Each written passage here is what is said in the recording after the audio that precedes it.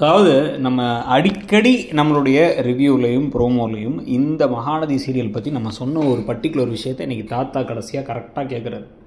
நீங்கள் 2 பேரும் பைத்தியமா இல்லை எங்களை எதுவும் பைத்தியம் நினச்சிட்டு இருக்கீங்களா அப்படின்ட்டு. இதுதான் வந்து இந்த கதையுடைய ரிவ்யூவாகவும் அப்ளிகபிளாக இருக்கும். இன்றைக்கி வந்து பார்த்தீங்க அப்படின்னா வந்து முழுக்க மைண்ட் வாய்ஸ் தான். அதாவது வந்து என்னை இருன்னு சொன்னா இருந்துருவேன், என் கையை பிடிச்சி இழுத்தரில் இப்போ இருந்துருவேன், நீ போகிறேன்னு சொல்கிறதில்ல, சாவி எடுத்துகிட்டு வந்துட்டேன், ஏன் சாவி எடுத்துகிட்டு வந்தேன், என்கிட்ட பேச மாட்டியா, என்ன பண்ணிருக்க, இந்த மாதிரி நமக்கு நான் பேசுகிற மைண்ட் வாய்ஸே உங்களுக்கு எரிச்சலாக இருக்குது.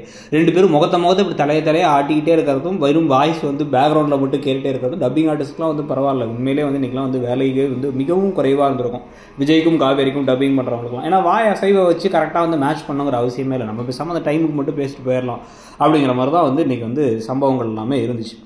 ஸோ இப்போ வந்து கரெக்டாக இவர் வந்து வாயை திறந்து நம்ம சொல்லிடலாம், ஒரு தடவை சொல்லி நான் இருந்துறேன்னு இவங்க மைண்டில் நினைக்க, நான் இப்போ சொல்லிடலான்னு இவங்க நினைக்கும் பொழுது இதுக்கு நல்ல பாட்டி வேற கியாமியான்ட்டு இருக்காங்க விஜயோட பாட்டி. இவன் மன்னிப்பு கேட்டே தீரணும், இவளும் தானே கான்ட்ராக்டுக்கு ஒத்துக்கிட்டா, ஏதோ கை குழந்தையா வரணும், ஏமாத்தியா கல்யாணம் பண்ணிச்சாங்க, அவங்க வீட்டில் அப்படி பேசிட்டு இருக்காங்க, அவங்க குடும்பமே மன்னிப்பு கேட்கணும், ஆமாம் நான் தான் தப்பு பண்ணிட்டேன், நான் மன்னிப்பு கேட்க தான் வந்தேன், நான் சாவியை கொடுத்துட்றேன் அப்படின்னு சொல்லிக்கிட்டு இருக்கும்போது இந்த பக்கம் வந்து பார்த்தீங்கன்னா நர்மதா வந்துட்டாங்க. ஸோ இப்போ இவருடைய காதலை சொல்ல முடியலையாமா, ஏன்னா வாயில் இவர் கொழுக்கட்டை வச்சிருந்தாரு. அதனால் வந்து இவங்க வந்து பார்த்தீங்க அப்படின்னா வந்து நான் இங்கே இருக்கேன் இல்லை காதல் இருக்குங்கெல்லாம் அவங்க சொல்ல மாட்டாங்க, நான் சாவி எடுத்து வந்தால் தான் என்னால் மேக்ஸிமம் பண்ண முடியும் அவ்வளோதான் அப்படின்னு சொல்லிட்டு லேட் ஆகிடுச்சு தாத்தா நான் கிளம்புறேன் பாய் அப்படின்னு கிளம்பிட்டாங்க.